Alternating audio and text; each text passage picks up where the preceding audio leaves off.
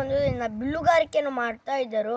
ಸ್ವಾಮಿ ವಿವೇಕಾನಂದರು ವಿಶ್ವಧರ್ಮ ಸಮ್ಮೇಳನವನ್ನು ಮುಗಿಸಿ ಮನೆಗೆ ಹೋಗ್ತಾ ಇರುವಾಗ ಆಗ ಮಕ್ಕಳು ಬಿಲ್ಲುಗಾರಿಕೆಯನ್ನು ಮಾಡುವುದನ್ನು ನೋಡಿ ಅಲ್ಲಿಯೇ ನಿಂತುಬಿಡ್ತಾರೆ. ಆಗ ಅವರು ಹೊಡೆಯುವ ಬಾಣು ಗುರಿಯನ್ನು ತಲುಪ್ತಾ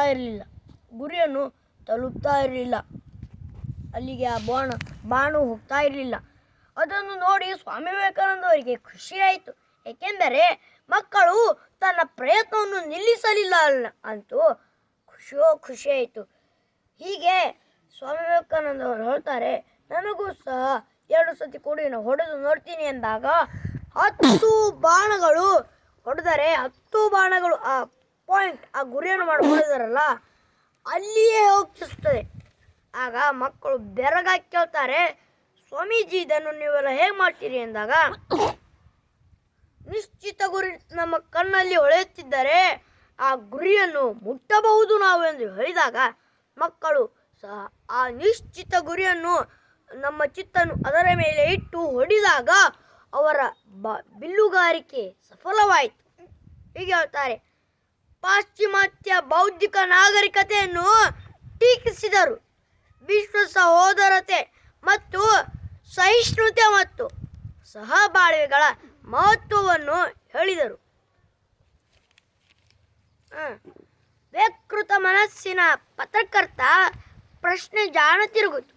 ಒಂದು ಪ್ರಶ್ನೆಯನ್ನು ಕೇಳ್ತಾನೆ, what is this different between monk and monkey ಎಂದಾಗ ಈ ಟೇಬಲ್ ಎಂದು ಉತ್ತರವನ್ನು ಕೊಡ್ತಾಳೆ.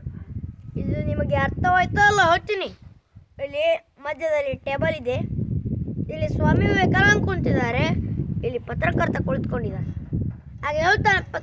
ಆಗ ಹೇಳ್ತಾರೆ ನಾನು ಮಾಂಕ್ ಅವರೇ ಮಂಕಿ ಎಂದು ಹೇಳ್ಬಿಡ್ತಾರೆ. ಅಷ್ಟು ಸುಲಭದಲ್ಲಿಯೇ ಉತ್ತರವನ್ನು ಕೊಡ್ತಾ ಇದ್ದರು.